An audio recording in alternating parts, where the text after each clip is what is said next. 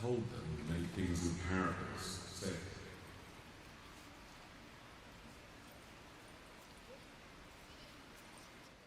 Then he told them many things in parables, saying, A farmer went out to sow seed, and he was scattering the seed. Some fell along the path, and the birds came and ate it up. Some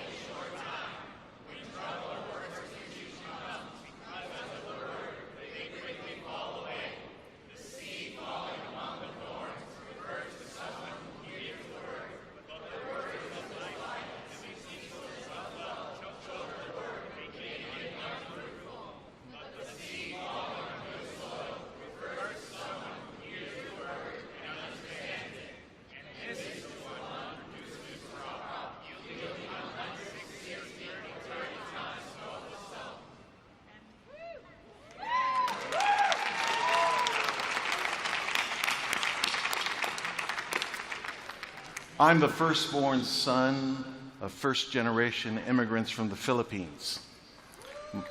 My parents spent a considerable amount of time in the medical community in Chicagoland, but after they had their fourth child, they wanted to move to the country. So we moved to north central Florida, a little rural community, agricultural community where the bumper crops were watermelons, cantaloupes, and peanuts. So I don't know a lot, but I know just a little bit in regards to farming. And I get this, that in order for a plant to grow, you have to work the soil so that the plant can come up. Now, I can tell you for a fact right now that here in the Rump Arena, if I was to spread seed out here onto the floor,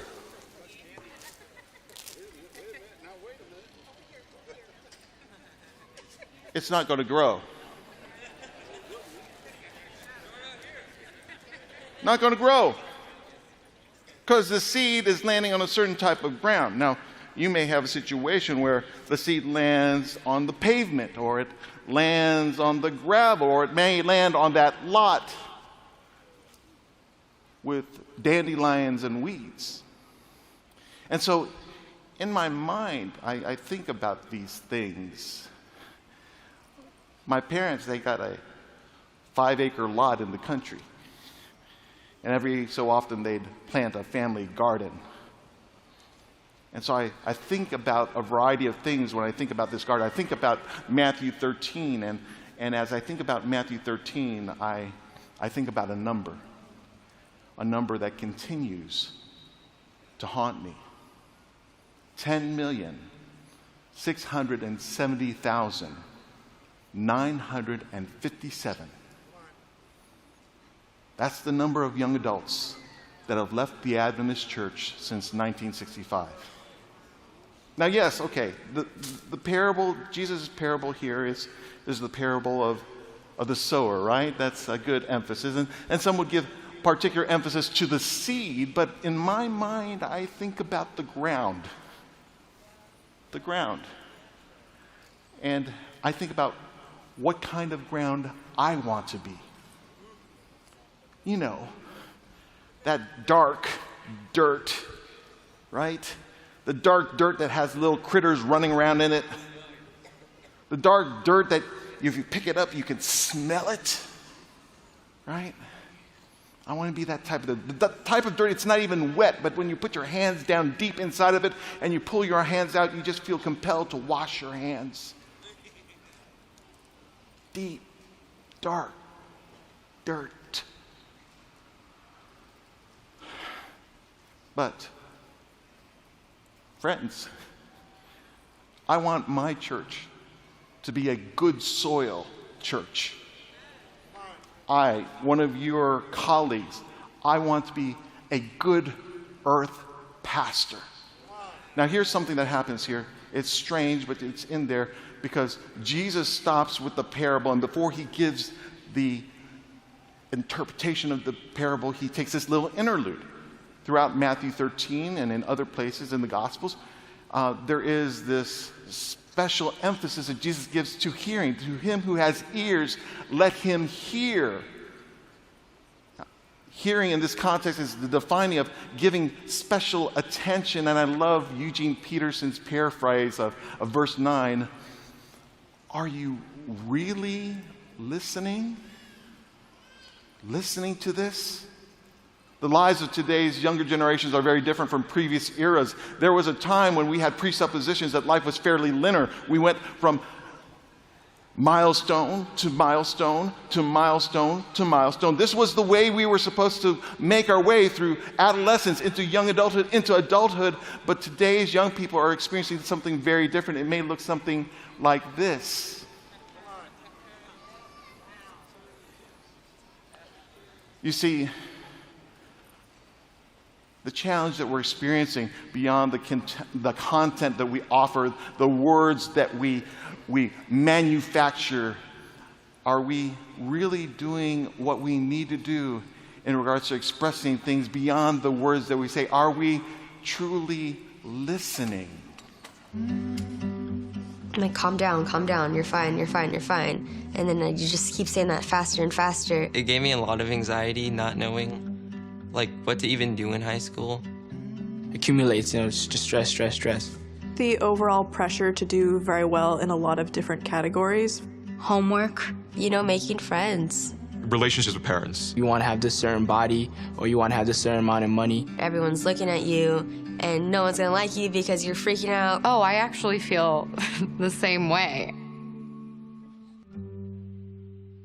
In addition to the research that Fuller Youth Institute is doing in the Barna Group, as they're talking to Gen Zers, they're recognizing that they are not only feeling things, but they're feeling them deeply. They're feeling pressure. They're feeling the need for perfection, and also, from us, they're feeling judgment. So today, my plea to you as friends, as colleagues, as family, is that maybe they don't need another program. Maybe they don't need more money. Maybe they're not trying to take your position, and maybe they don't want your power. Maybe they just simply want to be heard, want to be seen. So for those of you out there that have ears, can you hear? I love this quote by Dr. Scott Cormode telling us that leadership begins with leadership, but we pastors, sometimes we like our words. We're good with words. We have lots of words. Well, maybe, beyond our homiletical training and the thousands of words we can produce in just any moment, maybe we need more listeners and less lecturers. Right? Because today's young people, they're not satisfied with just attending, filling a pew in a church. They're not satisfied with your lovely, eloquent sermon that ties everything in a nice, tidy knot. They're not satisfied with those things. We have this saying in our church: we don't want to go to church, we want to be the church. And for those of you that are being the church, I want to thank you, because the young and the old, the ethnically diverse, and the ones that are still searching for identity, they want to be the church. I am the church. The church is not a building. It is not a religion. It is not a place. It is a people connected in community to Christ. And we are all a little different. We dress differently. Act differently. Move differently. Think differently. Worship differently. Even sometimes believe differently. But despite our differences, we need each other. For just as one body has many members, so we, the body of Christ, has many members, but are still one. So join us as we discover how our differences make us better. We are the church. We are the church. We are the church. We are the church. And we're better together.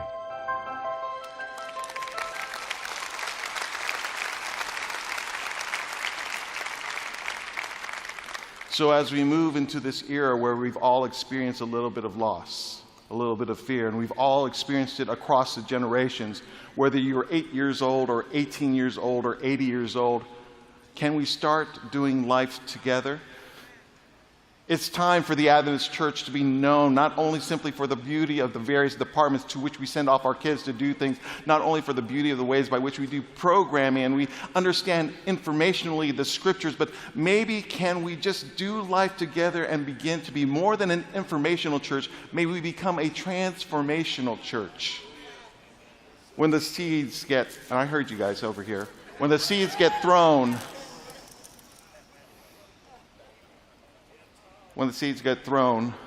individually wrapped seeds. When the seeds get thrown, just think of it this way. That's my young adult that's taken a career near your church. I want them to land in a place where the dirt, you can smell it. And they can put their roots deep in there, even if they're there just for a season, even if they're there just for their graduate studies, for whatever season that they're there, I'm praying that the roots will go deep. You'll embrace them. And yes, it's going to be messy. If it's good dirt, sometimes there's a little bit of manure in it. But in the mess, in the brokenness, in the imperfection, can they be real? Can there be conversations? And would you, dear pastor, dear spouse, dear family, would you be vulnerable to them and let them do life with you? Because we got to start growing together instead of growing apart, right? So this is my hope and my desire as we go back to Matthew 13:23. The seed cast on good earth is the person, the young adult, the young person, the young professional, the young couple who hears and takes in the news and then produces a harvest beyond his or her wildest dream. This is my dream of our church. And we've gathered here together. I've seen you all in the hallway. You loving each other. There's no one doing social distancing.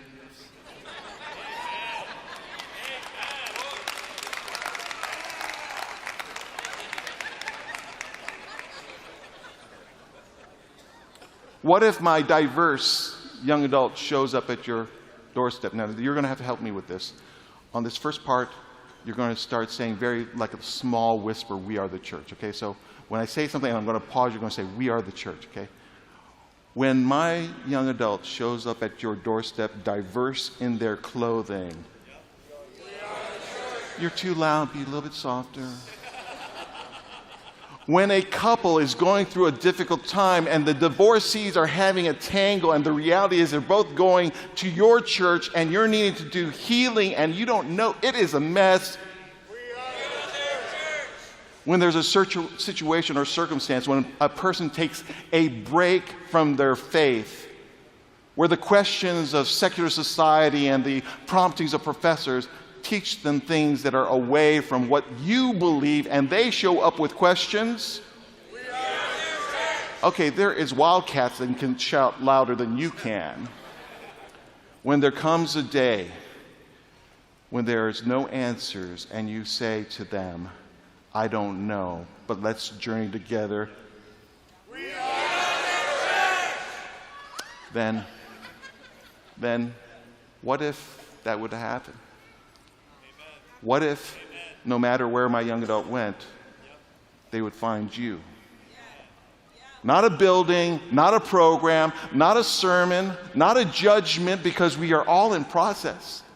What if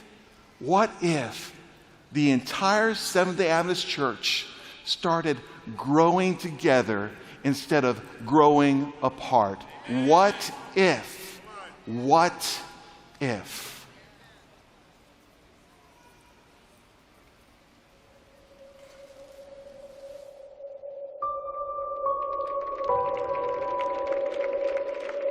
What if? What if it's not that out of reach?